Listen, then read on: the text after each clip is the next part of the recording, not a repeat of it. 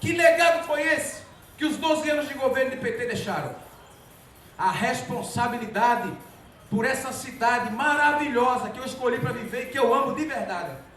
A responsabilidade por essa cidade maravilhosa sofrer tanto é daqueles que estão se revezando no poder. Inclusive fazendo um troca-troca com o vice. Porque o Luciano Siqueira foi vice durante 2 gestões do PT. E foi vice durante uma gestão toda do Geraldo Júlio e agora é candidato a vice de novo. É responsabilidade deles. Governaram juntos a vida toda. A vida toda. E nós agora precisamos estabelecer que nós precisamos construir um novo caminho. Nós temos tudo para ser uma cidade diferente. Nós temos um capital criativo, inovador, transformador, que está sendo transformado em atividade criminosa nessa cidade. Eu sou um frequentador da noite dessa cidade e nos últimos 30 dias, eu diretamente como deputado e presidente da Comissão de Direitos Humanos da Assembleia, tive que parar 2 intervenções policiais nos espaços que a gente frequenta, na Melodia de Bodega, a polícia chegando com metralhadora para criminalizar quem empreende na cidade, para criminalizar quem faz arte e cultura na cidade. Na semana retrasada, 2 viaturas chegaram no Texas, também com 2 viaturas, com armas na mão, para criminalizar o espaço. Então nós precisamos tomar o poder dessa cidade, para construir algo diferente, para construir a cidadania verdadeira. Recife é uma cidade bilionária, nós temos um orçamento executado de mais de 4 bilhões de reais. Somos uma cidade que tem um parque industrial, somos uma cidade que é um polo médico, somos uma cidade que tem uma localização logística invejável no Brasil. Nós temos um porto dentro da cidade, temos o Porto de Suape, que é um porto enorme, que está aqui do lado. Temos um aeroporto enorme, o aeroporto com mais movimentação no Nordeste é aqui. A proximidade que nós temos com Fortaleza, com Salvador, com a África, com a Europa, faz com que a gente tenha uma localização privilegiada do ponto de vista logístico. Nós temos uma topografia que poucas cidades têm. A planície que nós temos nos permite discutir intermodalidade num patamar que quase nenhuma capital brasileira pode.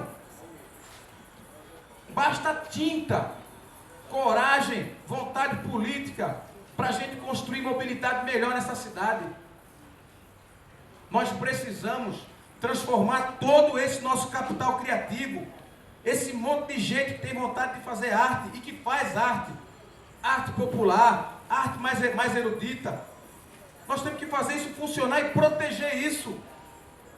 A quantidade de gente que tem na cidade que está aí produzindo, querendo trabalhar, camelô, se virando.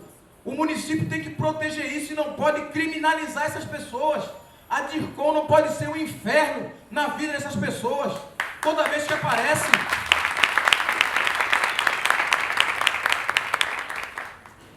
Nós não queremos mais viver das sobras, dos restos. Enquanto as elites dessa cidade estão no meio do banquete, e a gente pegando, quando sobra, os farelos desse banquete, que foi organizado por aqueles que estão governando essa cidade há muito tempo. Então, minha gente, eu quero agradecer a presença de todos aqui, dizer que nós temos uma tarefa muito grande nos próximos 30 dias, é a reta final, são 30 dias. Os próximos anos serão muito duros para nós, pelo golpe que foi dado, pela armação política que está sendo dado, lamentavelmente, por aquelas forças políticas que ainda têm forte incidência sobre os trabalhadores, sobre as camadas populares da população. Isso faz com que nós tenhamos que nos redobrar, militar mais, fazer mais. Nós não queremos ganhar a eleição a qualquer custo. O nosso saldo político é reorganizar a esquerda recifense. Queremos eleger vereadores. Se for para ganhar a eleição, a gente ganha.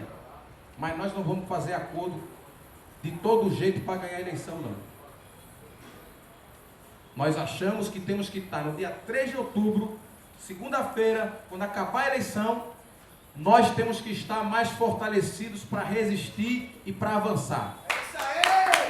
Para resistir e para avançar. Nas ruas, fechando as ruas, resistindo, exigindo a cada dia, a cada instante, respeito à nossa cidadania.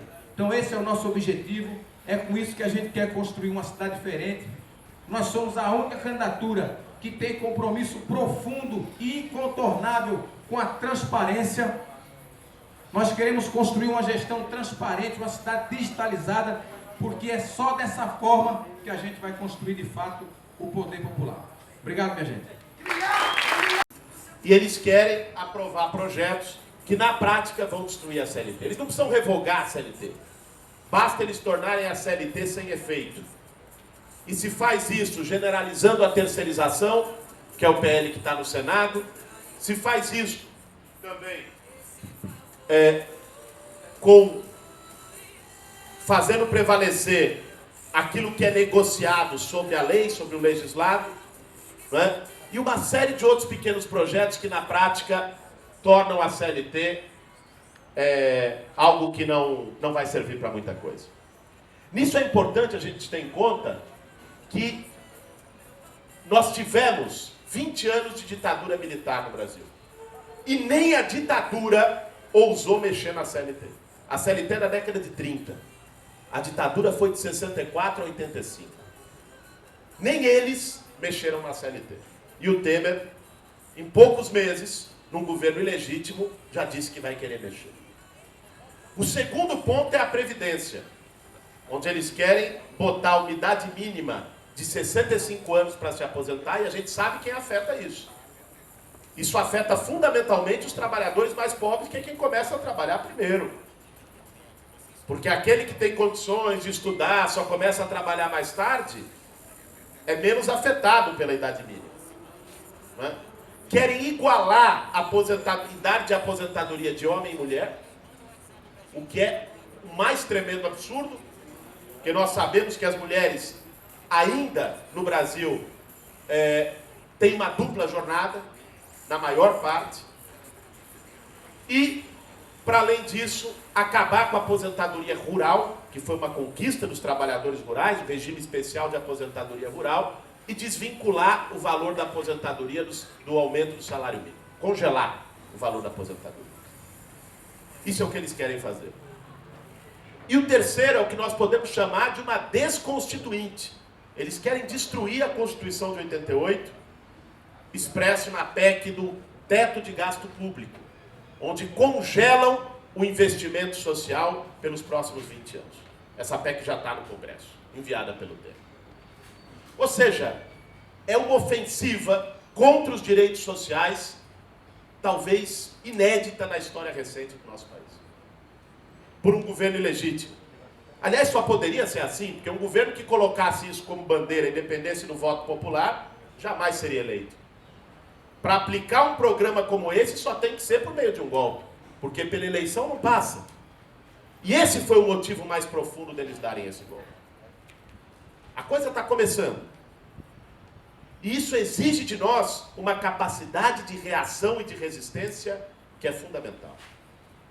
Uma resistência para evitar essa regressão de 30, 50 anos dos nossos direitos.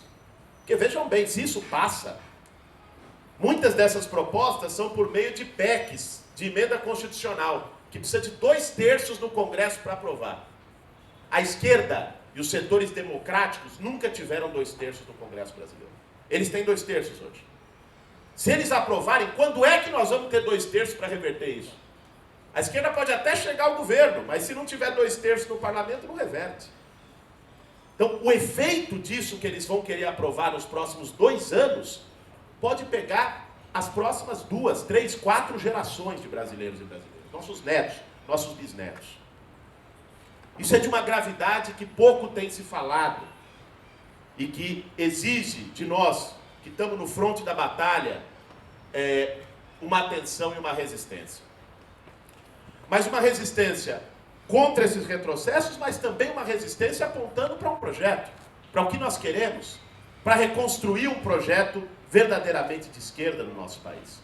Porque é verdade, o Edilson falou isso aqui, que o campo político que teve hegemonia no movimento social e na esquerda brasileira nos últimos 30 anos, que é o Partido dos Trabalhadores, está absolutamente sem reação e não tirou as lições desse processo. Não tirou as lições do golpe. Nós sabemos que o que levou a esse golpe, é claro que foi uma ampla ofensiva da direita, mas também foi uma estratégia dos governos petistas de conciliação, que também fez a direita crescer e se fortalecer. Uma estratégia de não pautar as reformas estruturais e populares na nossa sociedade, uma estratégia de fazer esses acordos de sempre. Ora, a Globo fez o golpe, mas a Globo se alimentou nos últimos anos da verba pública de publicidade estatal. Ora, o PMDB fez o golpe, mas o PMDB esteve junto em todo esse processo em nome da governabilidade. E, o que é pior, mesmo depois de tudo isso, não aprenderam com a lição. Isso nas ruas, porque hoje quem está construindo a resistência nas ruas é fundamentalmente os movimentos sociais que não estão atrelados a esse aparato. A Frente Povo Sem Medo tem tido um protagonismo de várias lutas de resistência em relação ao golpe. E o campo que foi tirado do governo pelo golpe não reage. Ou reage de uma forma muito acovardada, tímida. Mas também no processo das eleições.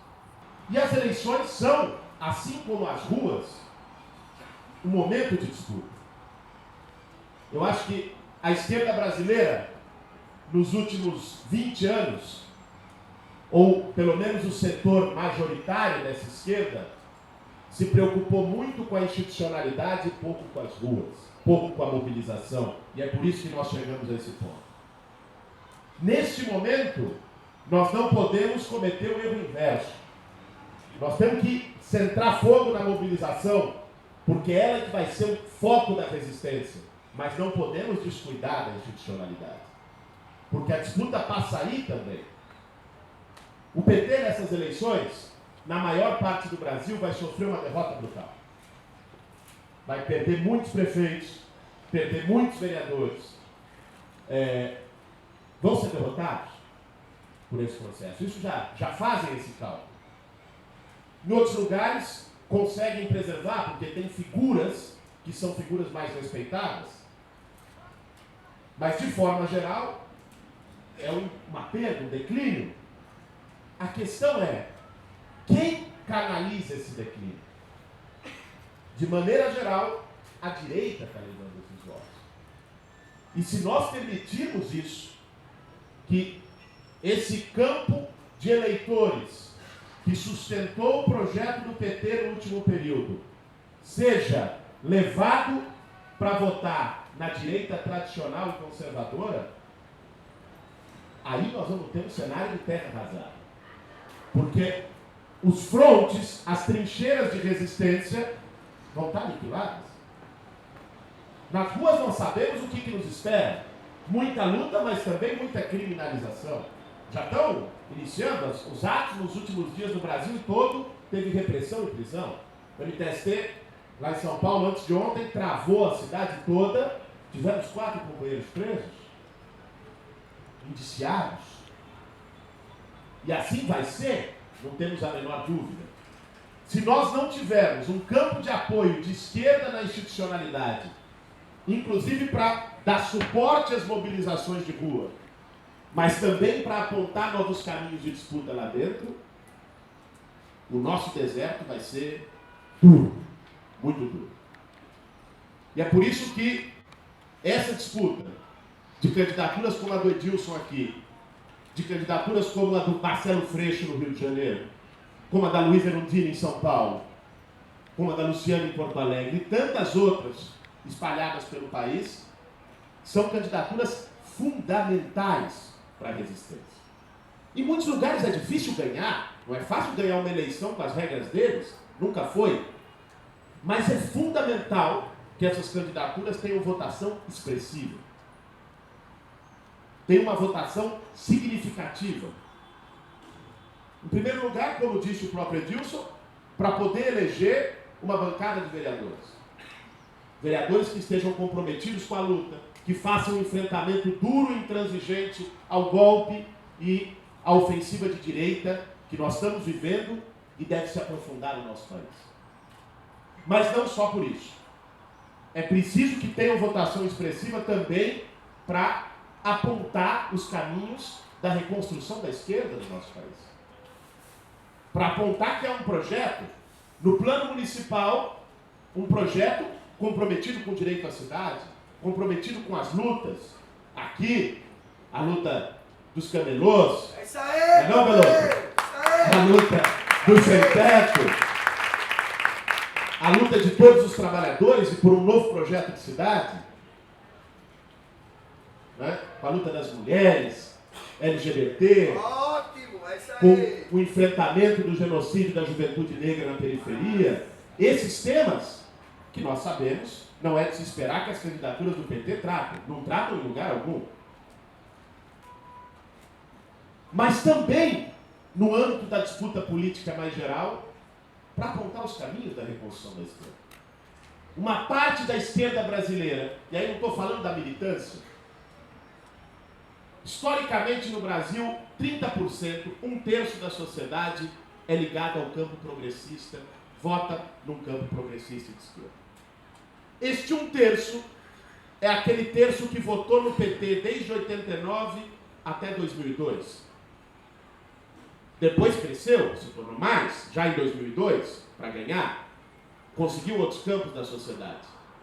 Este um terço da sociedade está órfão, porque não vê mais no PT autoridade política e moral para dirigir um projeto de esquerda no Brasil. Nós temos que apontar alternativa para esse terço, para esse campo progressista. E construir essas alternativas, é claro, não vai ser numa única eleição. Mas essa eleição municipal, até pelo momento em que ela ocorre, pelo tema, pela efervescência da conjuntura, é essencial que esse debate seja travado. Que tenha alguém que tenha condições de fazer um enfrentamento de projeto, de falar de reformas populares, de falar de radicalização da democracia, de falar de enfrentamento intransigente ao golpe, sem ter a mancha de estar aliado ao PMDB. Essa tarefa pedagógica que a gente tem, não apenas na profissão que eu exerço, mas a tarefa pedagógica que eu dizia no início da crise, que a esquerda inteira tinha. E eu vejo, eu fico muito contente quando eu escuto a análise do Guilherme Boulos, porque essa é uma análise que eu venho fazendo também. Nós temos que lutar nessa trincheira do presente, resistir ao golpe, e essa resistência ela passa também por tomar as lições do golpe, fazer autocrítica. Muita gente ficou, inclusive, machucada, magoada, porque ontem eu já falava na autocrítica e algumas pessoas acham muito duro que enquanto está doendo, enquanto a ferida está aberta, enquanto está sangrando, a gente diga, né, que às vezes a gente foi responsável também um pouco por essa ferida aberta. Né? Então, esse enfrentamento ele exige de nós muita maturidade, muita clareza e muito senso de responsabilidade. Não apenas com esse futuro, que é o nosso horizonte, a reconstrução da esquerda, mas responsabilidade também com a narrativa. A narrativa ela começa a ser disputada, ela já está sendo disputada. Eu sou historiadora e eu acho imprescindível que a gente também esteja, ao mesmo tempo que trava a luta, ao mesmo tempo que reorganiza a esquerda, fazendo essa disputa da narrativa para que não fique obscuro, para que não fique obnubilado, que setores do PT contribuíram sim para que a gente chegasse nessa situação. com a tática de conciliação, que setores do movimento social ficaram esperando, né, que uma liderança iluminada, iluminista, dissesse o que era para fazer. E que a gente, porque não cumpriu a tarefa de educação profunda do povo para trabalhar a consciência de classe, como bem dizia o Paulo Freire, assistiu ontem um povo que não sabia como reagir. Isso é o que mais me doeu, né? Boa parte das ruas as pessoas não entendiam, né? Fora nos focos de resistência, onde a gente estava, muita gente não estava entendendo o que estava se passando. Então, é muito estranho explicar a história enquanto a história acontece, né? Eu vejo alguns companheiros, professores de história como eu, né? Professor Felipe, Lucas, Eric, né? Companheiro de militância no movimento estudantil. É muito difícil fazer esse enfrentamento enquanto a história acontece, mas a gente precisa fazer. Se a gente não faz essa tarefa, né, de entender, de interpretar o presente enquanto trava a luta, a gente vai perder essa oportunidade de reconstrução da esquerda. Então, somente isso que eu queria colocar, né, e colocar, sobretudo, que estarmos juntos, né, é a melhor forma da gente se fortalecer, inclusive emocionalmente, para erguer a cabeça e continuar na luta. Vamos em frente. E a responsabilidade do PSOL nesta conjuntura é cada dia maior. Porque a conjuntura vai ficando cada dia mais complicada, mais delicada e mais difícil. E nós sabemos que o PSOL, de fato, é a alternativa em termos de instrumento partidário que tem as condições de ter um papel protagonista na reorganização da esquerda brasileira. E dentro desta conjuntura e desta responsabilidade do partido, este momento do processo eleitoral, ele é fundamental para que nós possamos fortalecer o instrumento partidário e esta reorganização. E eu estou dizendo isso por quê?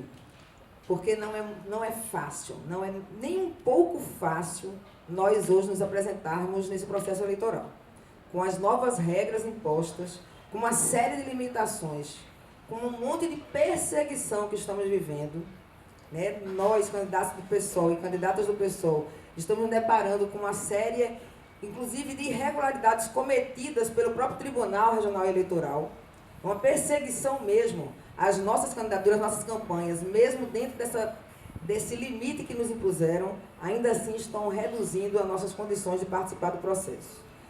Então, esta minha fala é para convocar, para animar, para que todas e todos nós aqui, todos os dias, nos levantemos sabendo o tamanho dessa responsabilidade, desse peso que recai sobre os nossos ombros